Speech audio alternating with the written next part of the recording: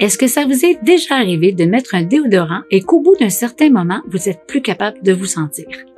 Ce qu'il faut savoir, c'est qu'un antisudorifique a pour but de bloquer le processus de transpiration, ce qui n'est pas la meilleure idée. Et qu'un désodorisant a pour but, lui, de masquer la transpiration par l'ajout de fragrances.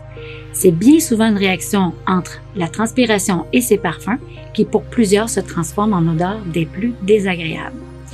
La transpiration, c'est un processus naturel qui est indispensable pour réguler la température du corps et aussi pour éliminer les déchets et les toxines.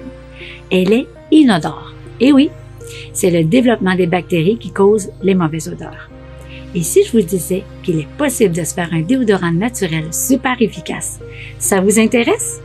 Restez avec moi. Au cours de cette vidéo, vous allez apprendre à fabriquer en quelques minutes seulement un déo en crème qui va vous offrir un toucher sec et une protection longue durée. Je me présente, Joanne Gagnon, créatrice de Cosmétiques Bien-être et fondatrice de Joanne Essence. Êtes-vous prête? On y va! Alors, pour fabriquer ce déo crème, j'ai besoin de 5 cuillères à soupe d'huile végétale de noix de coco.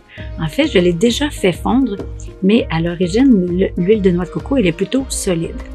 Alors, je prends l'huile de coco qui va être antibactérienne et je vais ajouter tout simplement 3 cuillères à soupe de fécule de maïs pour son pouvoir absorbant. Ensuite, je vais ajouter 2 cuillères à soupe de bicarbonate de soude qui va aider tout pour le côté de neutraliser les odeurs.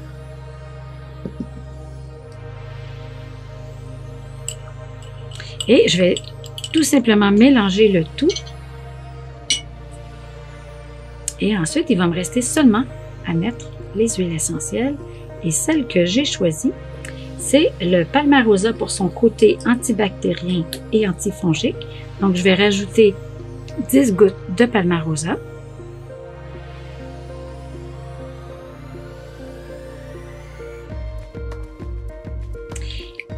Ensuite, le cyprès qui va aider beaucoup à réduire la transpiration.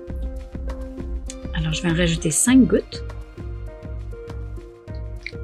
Ensuite, l'arbre à thé qui est reconnu comme étant antibactérienne.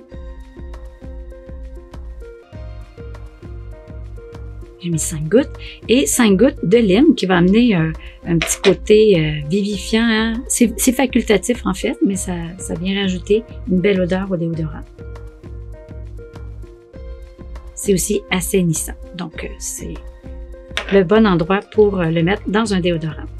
Alors, je vais mélanger tout ça tout simplement. Vous voyez, c'est très liquide en ce moment, mais dès que ça va refroidir, alors là, on va retrouver un déodorant, un peu comme celui que vous pouvez retrouver sur le site de Joanne Essence, qui est un déodorant plutôt solide, qui va ressembler à celui-ci.